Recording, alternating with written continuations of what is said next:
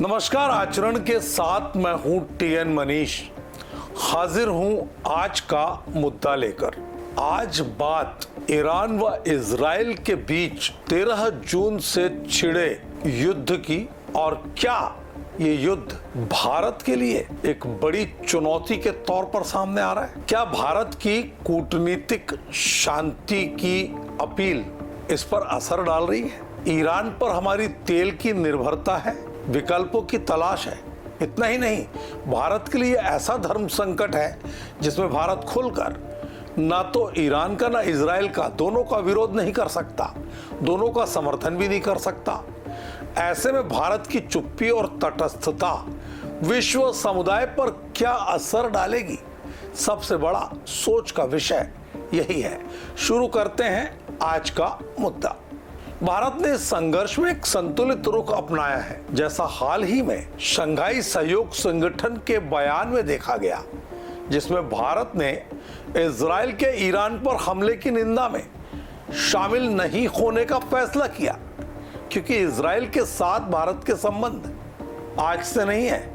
ये कदम भारत के इजराइल के साथ रक्षा सहयोग और ईरान के साथ ऊर्जा और व्यापार संबंधों को बनाए रखने की रणनीति को दर्शाते हैं। हालांकि ये स्थिति जटिल है, क्योंकि अमेरिका का इजराइल के प्रति समर्थन और ईरान पर लगे प्रतिबंध भारत को कूटनीतिक चुनौतियों का सामना लगातार करा रहे हैं। ईरान में तकरीबन 6000 भारतीय छात्र फंसे हुए हैं, जिनमें से 110 को ऑपरेशन सिंधु के तहत आर्मेनिया के रास्ते 17 जून 2025 को सुरक्षित निकाला गया। 19 जून तड़के 4:30 बजे दिल्ली के अंतर्राष्ट्रीय विमानतल पर ये छात्र वतन वापसी की खुशी में थे। सरकार की रणनीति छात्रों को सुरक्षित स्थान पर ले जाने और उनकी वापसी तय करने पर केंद्रित है, लेकिन और भी छात्रों की वापसी बाकी है, जो एक बड़ी चुनौती है। हालांकि भारत सरकार ने एक और विमान तैयार करने का इरादा कर लिया है। तेल की कीमतों में हालिया वृद्धि हो गई है।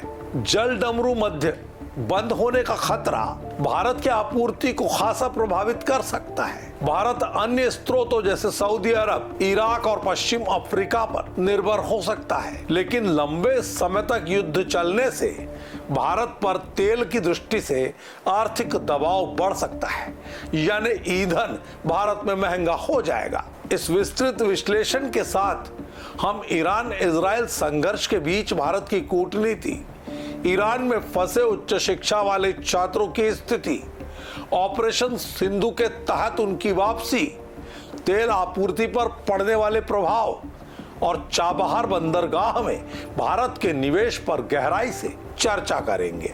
ईरान और इजराइल के बीच चल रहा संघर्ष जो 13 जून 2025 से तीव्र हुआ है, उसने वैश्विक स्तर पर तनाव बढ़ा दिया है। भारत जो दोनों देशों के साथ मजबूत संबंध रखता है, इस दशा में एक संतुलित रुख अपनाने की कोशिश कर रहा है। इस संघर्ष ने भारत की ऊर्जा सुरक्षा, व्यापार मार्गों और नागरिकों की सुरक्षा पर सवाल खड़े कर दिए हैं। संतुलन की कला दिखा भारत ने इस संघर्ष में एक तटस्थ और संतुलित रुख अपनाया है, जैसे कि एससीओ के हालिया बयान में देखा गया, जिसमें भारत ने इजराइल के ईरान पर हमले की निंदा में शामिल नहीं होने का फैसला कर लिया। कहा जा रहा है, why India refuse to join SCO condemnation. ये कदम भारत के इजराइल के साथ रक्षा सहयोग और ईरान के साथ ऊर्जा और व्यापार संबंधों को बरकरार रखने की रणनीति है। अब ऐसे में दोनों देशों के साथ भारत अगर कूटनीतिक चुनौती का सामना करते हुए बीच का रास्ता निकाल लेता है तो ये बहुत बड़ी बात होगी, लेकिन विशेषज्ञों के मुताबिक शांति की वकालत करने वाली कूटनीति ईरान के साथ खुलकर खड़ा होने से भारत को रोकती है। वहीं तेल आपूर्ति और चाबहार बंदरगाह के कारण ये निर्भरता ज्यादातर बनी हुई है।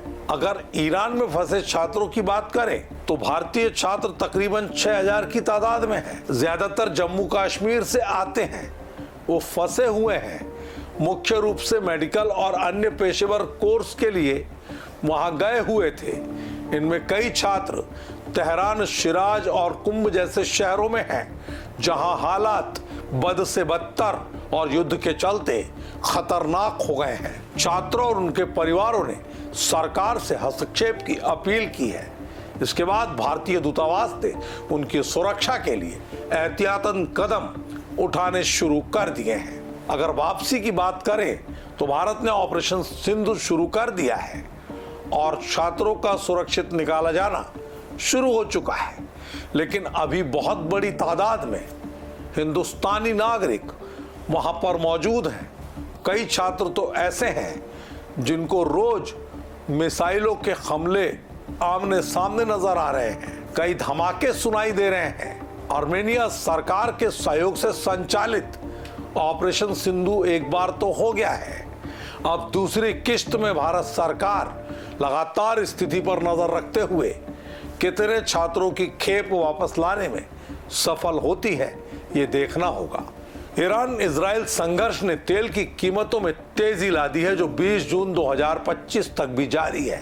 भारत अपनी तेल जरूरत का 80% आयात करता है। विशेष रूप से मध्य पूर्व से इस बढ़ोतरी से प्रभाव भारत पर पड़ेगा। विशेषज्ञों का अनुमान है कि होर्मुज जलडमरू मध्य के बंद होने से तेल की कीमतें 120 से 130 डॉलर प्रति बैरल तक पहुंच सकती है, जो भारत की अर्थव्यवस्था पर खासा प्रतिकूल प्रभाव डालेगी। भारत के पास अन्य विकल्प तो हैं, लेकिन इन विकल्पों से लंबे समय तक युद्ध की स्थिति में आपूर्ति श्रृंखला में बाधा आना स्वाभाविक माना जा रहा है। इसके अलावा आपको बता दें, ईरान से तेल आयात पहले से ही अमेरिकी प्रतिबंधों के चलते प्रभावित है। अगर वो और कम हुआ तो भारत की तेल जरूरतों पर चुनौतियों के साथ ही महंगाई का बड़ा सामना आम नागरिकों को करना पड़ेगा। भारत के भारी निवेश पर एक संकट गहरा गया है। भारत ने दरअसल चाबहार बंदरगाह में 120 मिलियन डॉलर का निवेश किया और मई 2024 में 10 साल के लिए इसका संचालन करने का समझौता तक कर लिया है। ये बंदरगाह भारत को मध्य एशिया और अफगानिस्तान से जोड़ने का एक महत्वपूर्ण रास्ता है, जो पाकिस्तान को बाईपास करता है। हालांकि वर्तमान संघर्षों से इस पर खतरा मंडरा रहा है। हालांकि 20 जून 2025 तक कोई सीधा हमला चाबहार बंदरगाह पर नहीं हुआ है, लेकिन क्षेत्रीय अस्थिरता और संभावित प्रतिबंध इस परियोजना पर खासा प्रभाव डाल सकते हैं। विशेषज्ञों के मुताबिक पश्चिमी प्रतिबंध और लॉजिस्टिक्स में बाधाएं इस निवेश को जोखिम में डालकर भारत को बड़े आर्थिक नुकसान की तरफ ले जा सकती है। ईरान इजराइल संघर्ष भारत के लिए कई मोर्चों पर चुनौतियां पेश करता है। कूटनीतिक संतुलन, नागरिकों की सुरक्षा और आर्थिक हितों की रक्षा के लिए भारत को बहुत सावधानी से रणनीति पर अमल करना होगा। तेल आपूर्ति के लिए विविधीकरण और चाबहार बंदरगाह की सुरक्षा तय करना भारत की प्राथमिकताओं में शामिल है।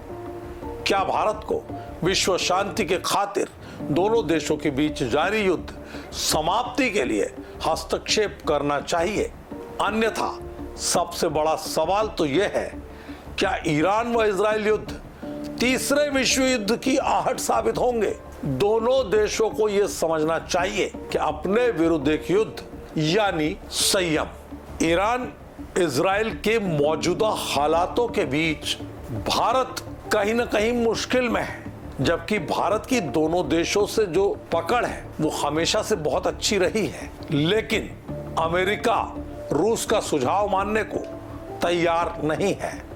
ऐसे में भारत को धर्म संकट से बाहर आना होगा और अपनी शांति की अपील दोनों देशों के लिए खुलकर करनी होगी। ये देखना अभी बाकी है कि भारत की कूटनीति दोनों देशों के बीच ऐसा क्या करती है कि सांप भी मर जाए और लाठी भी नहीं टूटे। आज के मुद्दे में इतना ही। नमस्कार। देश दुनिया की सभी खबरें देखने के लिए जुड़े रहिए आचरण न्यूज से। आचरण न्यूज, हर कदम आपके साथ।